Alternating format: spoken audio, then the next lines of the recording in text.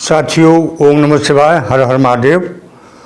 आज हम आप लोगों को यानी मिथुन राशि के जातकों को 17 जनवरी सन 2023 के बाद क्या होने वाला है, जैसा कि मैंने थंबनेल में लिखा है कि 17 जनवरी सन 23 के बाद जिंदगी नया मोड़ लेगी। साथियों, हाँ, सही सुन रहे हैं, सही देख रहे हैं आप, हकीकत है, जिंदगी नया मोड़ लेगी। इसमें कोई संदेह वाली बात नहीं है, क्योंकि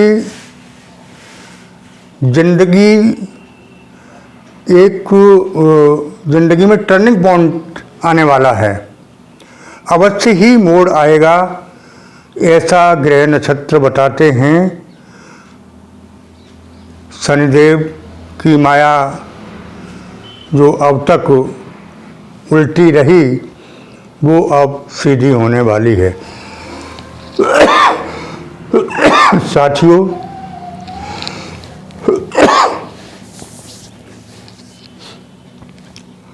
आचार्य डॉक्टर कृपाल जी चैनल में आप सभी श्रोता बंधुओं का बहुत बहुत स्वागत है। अब जो है नव वर्ष 2023 अति नज़दीक है। जैसा कि मैं आपको तसल्ली देता आया कि साथियों, नेगेटिव मत होना, पॉजिटिव रहना, समय चेंज होगा। तो मेरे प्रिय साथियों ने काफ़ी साथ दिया, सहन किया, मेरी बात का अनुकरण किया, इसके लिए बहुत बहुत आभारी हूँ मिथुन राशि के जातकों के लिए। साथियों, मेरी भी मिथुन राशि है, इसलिए मैं हर्टली जानता हूँ कि मिथुन राशि वालों ने क्या क्या नहीं सहा,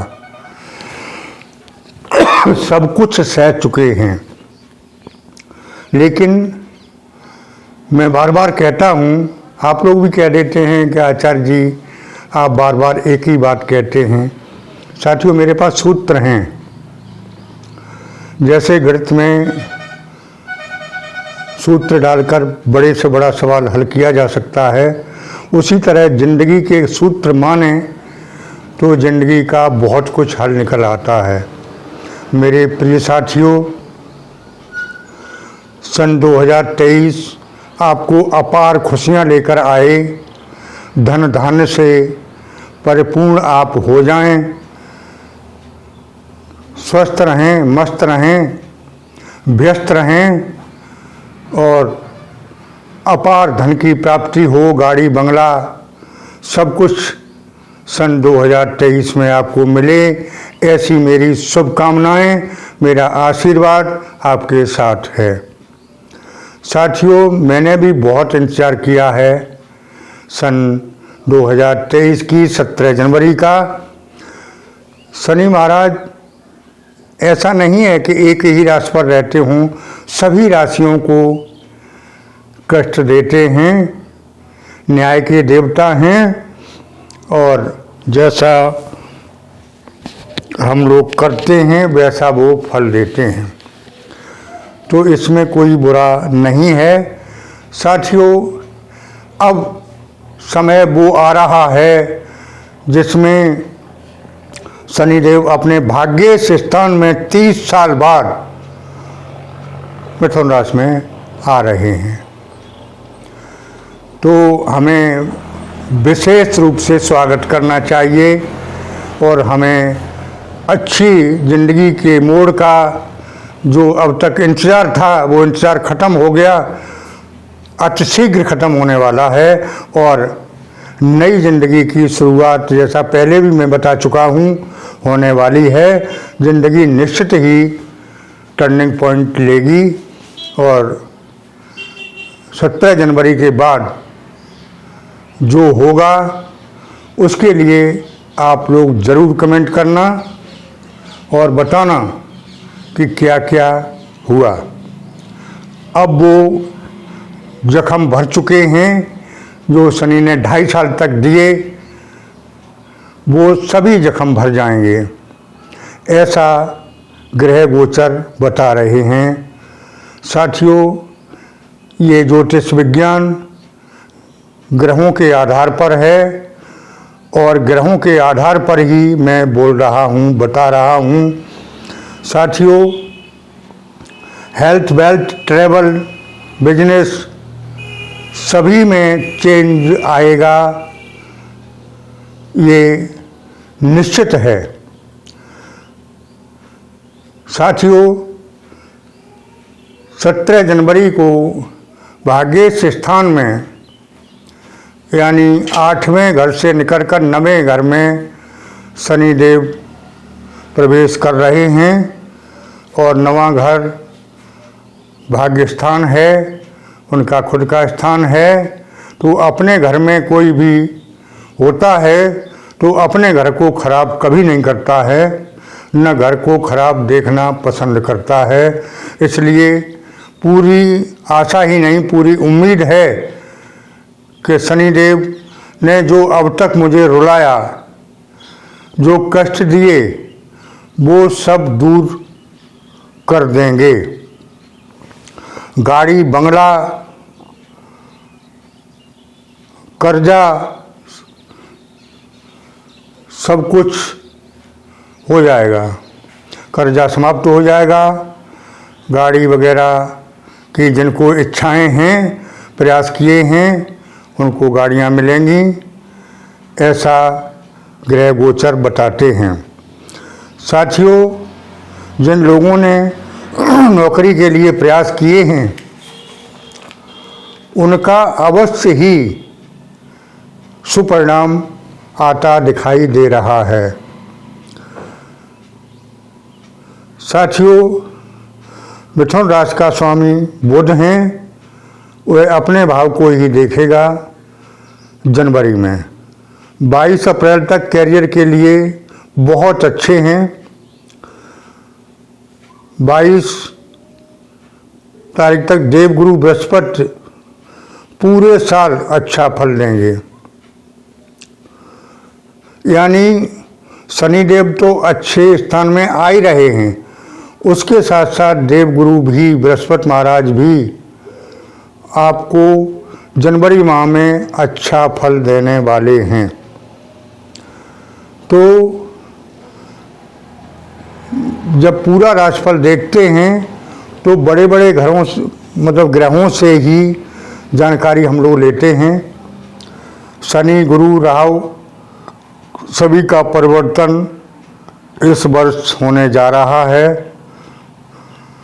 15 अगस्त से 15 सितंबर तक का समय बहुत अच्छा रहेगा।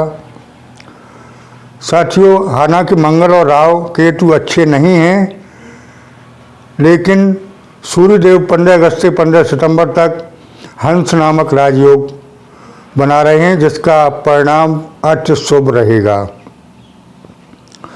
22 अप्रैल से जॉब की प्राप्ति हो सकती है।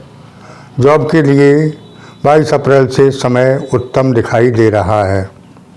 साथियों, शत्रु जितने बढ़े थे आपके लिए,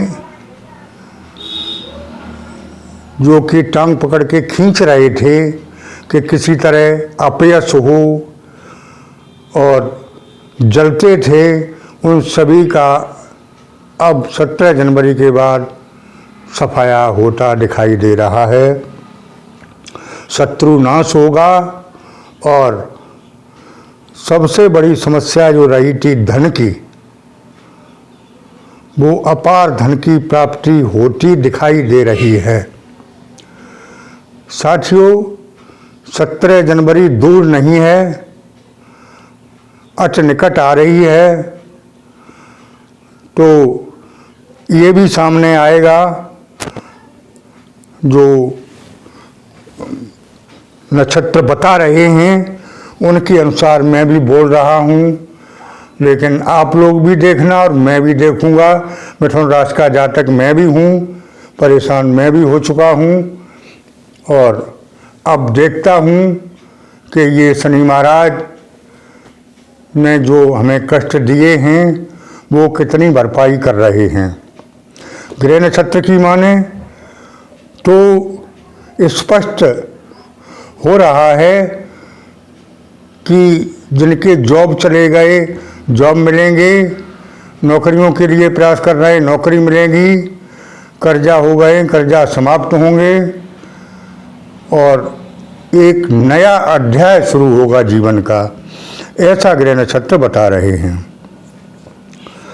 साथियों, सूर्यदेव भी अच्छी स्थिति में आ रहे हैं और आगे का देखा जाए तो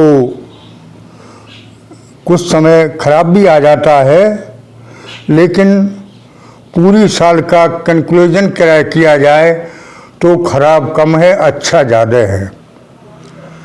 एक जैसा साथियों समय बना रहा है तो आदमी जिंदा नहीं रह सकता है। कई बार सोचा होगा कि आत्महत्या की जाए, कई बार सोचा होगा कि क्या कर लिया जाए, अब तो ज़िंदगी बहुत कठिन हो गई है। ये सब सोचते सोचते अब तक समय कट गया और अब आगे का समय ऐसा आ रहा है जिसमें सोचने की कोई आवश्यकता नहीं पड़ेगी और अच्छे से अच्छा समय गुजरने वाला दिखाई दे रहा है। साथियों, जैसा कि आप लोग कह देते हैं कि आचार्य जी आप तो एक ही बात कहते रहते हैं, तो मेरा कहना ये है कि अब तक आप लोगों को अच्छा बताते बताते मैंने पॉजिटिव रखने का पूरा प्रयास किया है। इसके लिए चाहे मेरी गलती माने या मेरी अच्छाई माने आप लोग। अरे मैं भी वैसे भी नेगेटिव थे, आप लोग वैसे भी परेशानी में थे और मैं भी यही कहता रहता कि परेशानी परेशानी परेशानी, मुसीबत मुसीबत मुसीबत, तो वैसा ही होने लगता है। साथियों, जैसा सोचो वैसा परमात्मा बना देता है, इसमें कोई शक वाली बात नहीं है। तो अब तक मैं पॉजिटिव करता आया, लेकिन अब वास्तव में समय आपका अच्छा आ गया, आप लोगों ने बहुत सह लिया और अब उजाले की तरफ आप लोग जा रहे हैं। दो विपरीत राजयोग के कारण 2023 यादगार साबित होगा। आर्थिक समस्याओं का समाधान निश्चित ही होता दिखाई दे रहा है। उच्चाधिकारियों से सहयोग मिलेगा, व्यापार में विशेष तरक्की होगी। नई संपत्ति 2023 में जुड़ने वाली है, ऐसा भी गृह नक्षत्र बता रहे हैं। कर्ज से मुक्ति मिलेगी, नया वाहन सुख भी मिल सकता है सन 2023 के अंदर। साथियों, 22 जनवरी के बाद लव रिलेशन सही होगा। जो अब तक सही नहीं है वो सही हो जाएगा।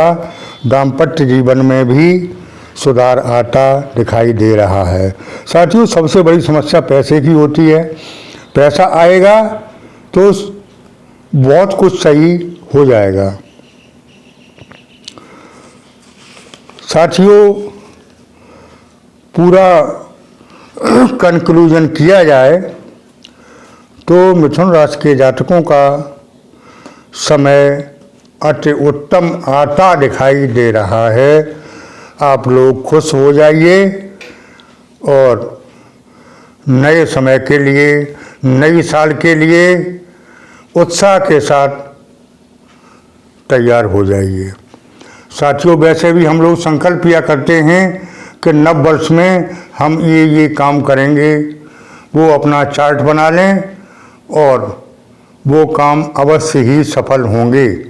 साथियों, सोचना कठिन है, प्राप्त करना आसान है, क्योंकि जो डर गया वो मर गया। साथियों, वास्तव में बहुत नुकसान सहे हैं, ये मैं जानता हूँ, क्योंकि मेरी भी राशि मिथुन है। उसके अनुसार, दूसरे ग्रह नक्षत्र के अनुसार 2 बातों से मैंने ये सिद्ध कर लिया है कि 2.5 वर्ष से मिथुन राशि के जातकों ने बहुत कुछ सह लिया अब सहने की क्षमता भी आपकी ख़त्म हो गई थी और सवेरा भी हो गया, रात ख़त्म हो चुकी है। मेरे प्रिय साथियों, अब नववर्ष अति उत्तम ऐतिहासिक साल होगा आपका। ऐसे ही मेरी भी शुभकामनाएं हैं और ग्रह नक्षत्र भी बताते हैं। साथियों, उपाय के रूप में बताया जाए तो शनि का मंत्र का जाप करते रहें और हो सके तो गुरुवार को पका केला दान करें, मंदिर में भी पका केला दें प्रसाद के रूप में। और शनिश्चराय नमः शनिवार को दिन जाप करें तो अच्छा है। शनिवार के दिन पीपल के वृक्ष के नीचे कड़वे तेल का दीपक जला लें, अति उत्तम रहेगा। साथियों, मैंने एक बात और बताऊंगा लास्ट में। पुराने समय में चाकी हुआ करती थी, चक्की हाथ से पीसने वाली, तो उनमें जो अनाज डाला जाता था और हाथ से महिलाएं घुमाती थीं तो आटा बन के निकलता था, यानी अनाज पिस जाता था। लेकिन उसमें एक मानी हुआ करती थी कीली, जैसे कीली कहते हैं, उसके निकट जो गेहूँ आ जाता था या जो अनाज आ जाता था वो बच जाता था। तो प्रिय साथियों, कीली रूपी परमात्मा के निकट रहिए, पिसने से बचते रहेंगे। कीली रूपी परमात्मा आपको बड़ी से बड़ी मुसीबत से बचाएगा।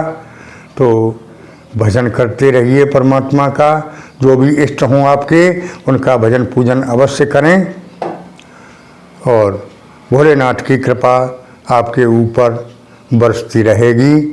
आप निश्चिंत रहें, स्वस्थ रहें, सानंद रहें, मस्त रहें और व्यस्त अवश्य रहें। साथियों, फिर मिलेंगे आपको और इससे अच्छे वीडियो के साथ, क्योंकि संपूर्ण वर्ष की पूरी ग्रहों की जानकारी इसमें अभी संभव नहीं है।